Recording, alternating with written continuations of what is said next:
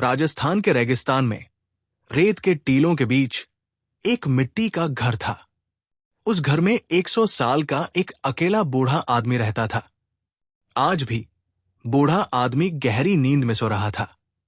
रात बहुत शांत थी। रात बहुत गहरी हो चुकी थी। अचानक दरवाजे पर दस्तक हुई। बूढ़ा आदमी चौंक गया और बैठ गया। उसकी आंखें खुल गई। उसने खुद से कहा, इस समय मेरे घर पर कौन हो सकता है? इस वीराने में अब तक यहां कोई नहीं आया। लेकिन उसी समय दरवाजा जोर जोर से खटखटाने लगा। बूढ़ा आदमी बिस्तर से उठा। धीरे धीरे वह दरवाजे की ओर गया और जैसे ही उसने उसे खोला, बाहर के दृश्य को देखकर वो स्तब्ध रह गया। उसके सामने एक युवा सुंदर लड़की खड़ी थी। उसका नाम सीमा था। जैसे ही बूढ़ा आदमी ने सीमा को देखा, उसे अजीब सी आकर्षण महसूस हुई। वो बस उसे देखता रहा। उसकी आंखें उससे हट नहीं रही थी। बूढ़ा आदमी ने पूछा, तुम कौन हो और इस वीराने में अकेली क्या कर रही हो? सीमा ने जवाब दिया, मैं अजमेर जा रही थी, लेकिन रास्ता भटक गया। मुझे आपकी घर में एक रात रुकने दे, मैं सुबह निकल जाऊंगी। सीमा को देखते हुए बूढ़ा आदमी मंत्रमुग्ध सा लग रहा था। उसने कहा, अंदर आओ। सीमा घर में आई।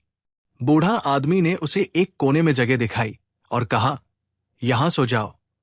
सीमा लेट गई और सो गई। लेकिन रात के अंतिम घंटों में उसे लगा कि कोई उसके पास खड़ा है। उसने धीरे धीरे अपनी आंखें खोली। उसने बूढ़ा आदमी को वहां खड़ा देखा। उसकी आंखों में अजीब सी नजर थी। सीमा झटके से बैठ गई। उसने कहा, क्या हुआ? तुम यहां क्या कर रहे हो? बूढ़ा आदमी ने कहा, कुछ नहीं, शायद तुम्हें ठंड लग रही होगी, मैं तुम्हें कंबल देने आया था। सीमा ने गुस्से में कंबल लिया, खुद को ढक लिया और फिर से सो गई। लेकिन सीमा के सो जाने के बाद भी बूढ़ा आदमी वही खड़ा रहा। उसकी आंखों में अजीब इच्छा थी। वो बस सीमा को देखता रहा। सुबह हुई। सीमा ने उसे धन्यवाद दिया और घर छोड़ने लगी। तब बूढ़ा आदमी ने कहा, तुम कहां जा रही हो? तुम युवा लड़की हो। अजमेर यहां से बहुत दूर है। बूढ़ा आदमी उसके करीब आया। उसने सीमा का हाथ पकड़ा और कहा, आज रात यहां रुक जाओ, बस एक रात। सीमा ने गुस्से में उसका हाथ खींचा और कहा, तुम्हारा मतलब क्या है? बूढ़ा आदमी ने कहा, फिर मैं तुम्हारी प्रस्थान की व्यवस्था कर दूंगा।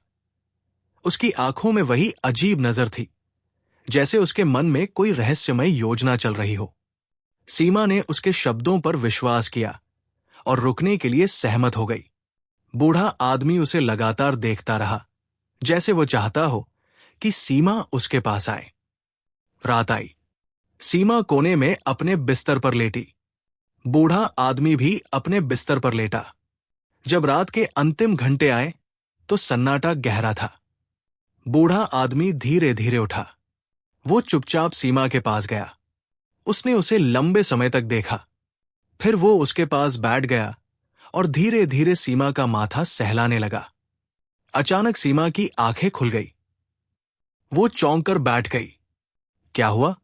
तुम यहां क्या कर रहे हो? उसने गुस्से में पूछा। बूढ़ा आदमी उसके आंखों में खोए हुए जैसे देख रहा था। फिर उसने कहा, मैं तुम्हें तकिया देने आया था। तुम बिना तकिए के लेटी हो। तुम्हारी गर्दन में दर्द होगा। लो, ये तकिया लो। सीमा ने तकिया लिया, अपना चेहरा गुस्से में घुमाया और कहा, यहां से दूर हो जाओ। बूढ़ा आदमी अपने बिस्तर पर लेट गया। रात में वो खुद से बातें करने लगा। सीमा सुबह चली जाएगी। आज मेरा आखिरी मौका है, लेकिन वह चली जाएगी। नहीं, मैं उसे ऐसे जाने नहीं दूंगा। मुझे कल उसे रोकने का कोई योजना बनानी होगी। इन विचारों में खोकर बूढ़ा आदमी आखिरकार सो गया। सुबह हुई। सीमा उठी और बूढ़े आदमी के पास गई। उसने कहा, अगर मेरी प्रस्थान की व्यवस्था की गई है तो मुझे जाने दो। बताओ क्या व्यवस्था की है? बूढ़ा आदमी ने कुछ पल उसके आंखों में देखा। उसकी आंखों में इच्छा थी। फिर धीरे धीरे कहा, नहीं, तुम आज यहां से नहीं जा सकती। ये सुनकर सीमा आश्चर्यचकित हो गई। उसने पूछा, क्यों? मैं आज क्यों नहीं जा सकती? बूढ़ा आदमी ने कहा, तुम्हें एक और रात रुकना होगा। सीमा ने आश्चर्य से कहा, क्यों? सब ठीक है, मुझे क्यों रुकना चाहिए? बूढ़ा आदमी ने धीरे से कहा, अभी तक तुम्हारे प्रस्थान की कोई व्यवस्था नहीं हुई है। उसने आगे कहा, मुझे उम्मीद है कि कल यहां से कोई कारवां गुजर कर अजमेर की ओर जाएगा। जब सीमा ने कारवां के बारे में सुना तो उसे थोड़ी राहत मिली। उसने सोचा, ठीक है, मैं कल कारवां के साथ चल जाऊंगी। आज रात मैं यहां रुकूंगी। यह सुनकर बूढ़ा आदमी भीतर ही भीतर बहुत खुश हुआ। उसने सोचा, एक और रात सुरक्षित हो गई। सारा दिन बूढ़ा आदमी उसे दूर से देखता रहा। उसकी नजर अब और भी गहरी हो गई थी। रात आई। सीमा अपने बिस्तर पर लेटी। बूढ़ा आदमी भी अपने बिस्तर पर लेटा, लेकिन उसका दिल बेचैन था। वो वहां लेटा रहा, लेकिन उसकी आंखें छत पर नहीं थी। वे सीमा को देख रही थी, जो कमरे के कोने में सो रही थी। उसकी सांस तेज थी। उसके दिल में अजीब बेचैनी उठी। धीरे धीरे वो बिस्तर से उठा, चुपचाप सीमा के पास गया। उसने उसे सिर से पैर तक देखा। फिर वो उसके पास बैठ गया और धीरे धीरे उसके बाल सहलाने लगा। अचानक सीमा थोड़ी हिली। बूढ़ा आदमी डर गया कि वो जाग सकती है। वो जल्दी से अपने बिस्तर पर लौट गया, लेकिन वहीं से उसने सीमा का हाथ पकड़ लिया। उसने लंबे समय तक उसका चेहरा देखा। उसकी आंखों में अब सिर्फ इच्छा नहीं, बल्कि पुरानी प्यास जाग गई थी। फिर अचानक सीमा की आंखें खुल गई। उसने चिल्लाया, लेकिन बूढ़ा आदमी जल्दी से उसका मुंह ढक लिया ताकि कोई आवाज न निकले। फिर वो जल्दी से अपने बिस्तर पर लेट गया, जैसे कुछ हुआ ही नहीं। सीमा पूरी रात सोचती रही, ये बूढ़ा आदमी मेरे पास क्यों आया? वो क्या करने की कोशिश कर रहा था? उसके इरादे सही नहीं लग रहे। वो डर से कांप रही थी। सोचते सोचते वो आखिरकार सो गई। सुबह हुई। सीमा उठी और सीधे बूढ़े आदमी के पास गई। उसने तीखे स्वर में पूछा, क्या तुम्हारा कारवा या अब कोई नई बहाना? बूढ़ा आदमी कुछ देर चुप रहा। फिर उसने कहा, कारवा नहीं आया। सीमा गुस्से में आग बबूला हो गई। मुझे पहले से ही पता था कि कोई कारवा नहीं आने वाला। तुम मुझे किसी और मकसद के लिए यहां रोक रहे हो। मैंने सब कुछ समझ लिया है। अब मैं यहां एक पल भी नहीं रह सकती। चलो, मैं जा रही हूं। जैसे ही वो झोपड़ी से बाहर जाने लगी, बूढ़ा आदमी अचानक उसके सामने आ गया। उसकी राह रोकते हुए उसने कहा, तुम यहां से नहीं जा सकती। सीमा ने कहा, रास्ते से हटो, वरना मैं जोर से चिल्लाऊंगी। बूढ़ा आदमी धीरे धीरे बोला, यहां कोई नहीं है जो तुम्हारी आवाज सुन सके। सीमा ने गुस्से में चिल्लाया, तुम क्या चाहते हो? तुम मुझे रोक क्यों रहे हो? तुम मेरे पिता की उम्र के हो। थोड़ा शर्म करो, थोड़ी शालीनता दिखाओ। बूढ़ा आदमी गंभीर स्वर में बोला, यह वैसा नहीं है जैसा दिखता है, जिस व्यक्ति को तुम अजमेर में ढूंढने जा रही हो। कौन जाने, शायद वो यहां कहीं है। सीमा ने कहा, मैं यहां एक पल भी नहीं रहना चाहती। और तुम ये कैसे जानते हो कि मैं किसी को ढूंढने अजमेर जा रही हूं? बूढ़ा आदमी ने कहा, यह बात मैं अभी तुम्हें नहीं बता सकता, लेकिन अगर तुम आज रात यहां रुकोगी तो तुम्हारे लिए यह बेहतर रहेगा। सीमा हक्का बक्का रह गई। उसने अपने मन में सोचा, फिर वही चाल। ये बूढ़ा आदमी मुझे बार बार क्यों रोक रहा है? आखिर उसे क्या हो गया है? बूढ़ा आदमी ने कहा, मैंने कहा, बस एक और रात रुको। सुबह तक तुम्हारे सारे सवालों के जवाब मिल जाएंगे और शायद तुम्हें अजमेर तक जाने की भी जरूरत न पड़े। सीमा अब भ्रमित थी। उसने आश्चर्य से अपने आप को देखा। वो कैसे जानता है कि मैं किसे ढूंढ रही हूं और मेरी क्या समस्या है? सीमा के मन में सवालों का तूफान था, लेकिन अब वो बूढ़े आदमी पर बिल्कुल भरोसा नहीं कर रही थी। उसने बूढ़े आदमी को धक्का दिया और झोपड़ी से बाहर चली गई। बूढ़ा आदमी उसके पीछे भागा और चिल्लाया, रुको, अगर तुम जाओगी तो सब कुछ बर्बाद हो जाएगा। काफी दूर जाकर सीमा कहीं बैठ गई, थकी हुई। उसकी सांस तेज थी, लेकिन दिल में अब भी डर और बेचैनी थी। अचानक पीछे से बूढ़ा आदमी तेज सांस लेते हुए उसके पास आया। उसकी सांस तेज थी, लेकिन उसकी आवाज अब भी रहस्यों से भरी हुई थी। मैं तुम्हें आखिरी बार बता रहा हूं, उसने धीरे धीरे लेकिन आत्मविश्वास भरे स्वर में कहा। अगर तुम वापस जाकर उस घर में रुकोगी तो शायद तुम्हें अजमेर जाने की जरूरत ही न पड़े। सीमा ने थकी लेकिन दृढ़ आवाज में पूछा, अगर कुछ है तो स्पष्ट क्यों नहीं बताते? बूढ़ा आदमी ने गहरी सांस ली और कहा, वो बात मैं अभी नहीं बता सकता। अगर मैं अभी कहूंगा तो सब कुछ बर्बाद हो जाएगा। लेकिन मैं इतना बता सकता हूं, तुम अपने पति को ढूंढने निकली हो। यह सुनकर सीमा स्तब्ध रह गई। उसकी सांस कुछ समय के लिए रुक गई। हां, मैं अपने पति को ढूंढ रही हूं। वो लंबे समय से गायब है। मैंने कई जगह तलाश की। अब मैं अजमेर की ओर जा रही हूं। लेकिन तुम ये सब कैसे जानते हो? उसने आश्चर्य से पूछा। बूढ़ा आदमी बहुत गंभीरता से बोला, मैं सब जानता हूं, लेकिन तुम्हें एक रात मेरे साथ बितानी होगी। केवल तब मैं तुम्हारे सभी सवालों का जवाब दे पाऊंगा। ये अजीब शर्त सुनकर सीमा डर गई। उसने डर, शंका और भ्रम के साथ बूढ़े आदमी की ओर देखा। क्या ये फिर कोई नई चाल है? अब वो आज रात मेरे साथ क्या करने वाला है? उसने सोचने लगी। बूढ़ा आदमी वही खड़ा था, बहुत गंभीर और स्थिरता से भरा हुआ। उसकी आंखें अब भी सीमा पर टिकी थी। कुछ सोचने के बाद सीमा ने कहा, ठीक है, एक और रात वही रहते हैं। यह सुनकर बूढ़े आदमी का चेहरा खुशी से खिल उठा। उसकी आंखों में चमक थी, जैसे कोई मंजिल पास आ रही हो। ठीक है, उसने कहा। सीमा और बूढ़ा आदमी अब घर की ओर चल पड़े।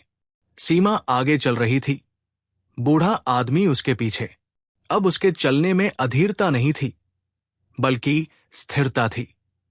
लेकिन उसकी आंखों में वही पुरानी बेचैनी अब भी थी। वो मन ही मन सोच रहा था, कितनी मुश्किल से ये रात आई है और मैं इस रात को व्यर्थ नहीं जाने दूंगा। रात हो गई। सीमा, जो अब बहुत सतर्क थी, अपने बिस्तर पर लेटी, लेकिन उसकी आंखें खुली थी। वो जाग रही थी। वो धीरे धीरे खुद से बात कर रही थी और हर आवाज पर सतर्क थी। बूढ़ा आदमी उसे अपने बिस्तर से देखता रहा।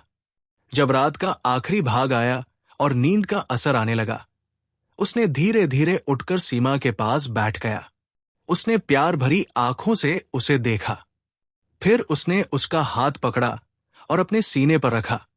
सीमा ने तुरंत अपना हाथ हटा लिया और गुस्से में अपना चेहरा घुमाया।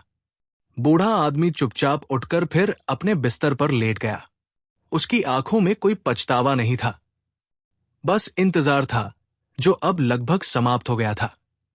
सुबह की पहली किरण झोपड़ी की मिट्टी भरी दीवारों से छनकर आई। सीमा पहले से जाग रही थी। उसके चेहरे पर नींद नहीं थी, लेकिन बेचैनी और डर स्पष्ट रूप से दिखाई दे रहे थे। इस बार बिना कुछ कहे, बिना बूढ़े आदमी से पूछे, उसने वहां से जाने का निर्णय लिया। जैसे ही वो झोपड़ी से बाहर जा रही थी, उसकी नजर एक कोने में बैठे आदमी पर पड़ी। वहां एक युवा आदमी बैठा था, सुंदर, चमकदार चेहरा, साफ सुथरे कपड़े पहने हुए, लेकिन उसका चेहरा दूसरी ओर था। सीमा हैरान हो गई। वो उसके पास गई और पूछा, तुम कौन हो?